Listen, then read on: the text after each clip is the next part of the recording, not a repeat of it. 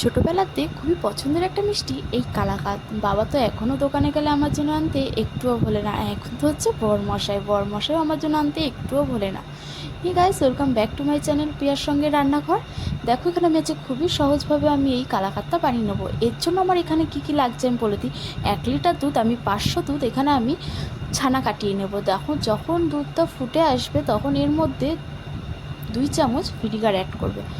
দেখবে ছানাটা ভালো মতো কেটে গেছে। এবার জল ঝরাতে দেবে। যতক্ষণ না জল ঝরা না হচ্ছে ততক্ষণ তোমরা একটু নামাবে না। জল ঝরানো এখানে হয়ে গেলে তারপরে একটা পাত্রের মধ্যে নিয়ে ভালো করে মিক্স করবে। মিক্সটা করবে হাতের সাহায্যে ভালো মতো, কিন্তু এই মাখাটাই হচ্ছে গিয়ে মেন।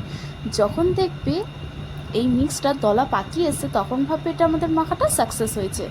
এই দেখো ঠিক এরকমভাবেই দলা পাকাবে, ঠিক আছে? আমার মতো এটা কিন্তু আমার সাকসেস হয়েছে। এবার আমি মেন প্রসেসে আসি। মেন প্রসেসের জন্য এখানে লাগছে একটা কড়াইয়ের মধ্যে আমি হাফ দুধ ঢেলে নিচ্ছি। দেওয়ার পর এর মধ্যে আমি অ্যাড করব গুঁড়ো দুধটা আমি পুরো শুধু দিলাম না, একটু দুধের সাথে মিক্স করে দিচ্ছি।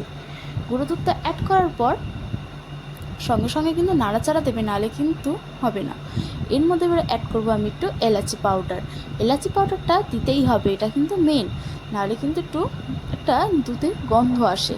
এরপর অ্যাড করবো এর মধ্যে আমি চিনিটা আমি গুঁড়ো করে নিয়েছি মিক্সিতে। তোমরা চিনিটা গুঁড়ো করে নেবে, না হলে একটু দানা দানা থেকে যাবে। ভালো করে গুঁড়ো করে নিয়ে যখন এটা দেখবে একটু খিরখির টাইপের হয়ে আসছে তখন এর মধ্যে অ্যাড করবে ছানাটা দেওয়ার পর এবার অনেকক্ষণ ধরে নাড়াচাড়া দেবে। নাড়াচাড়া দিতে দিতে দেখবে এটা খুব সুন্দর একটা সেন্ট বেরিয়েছে।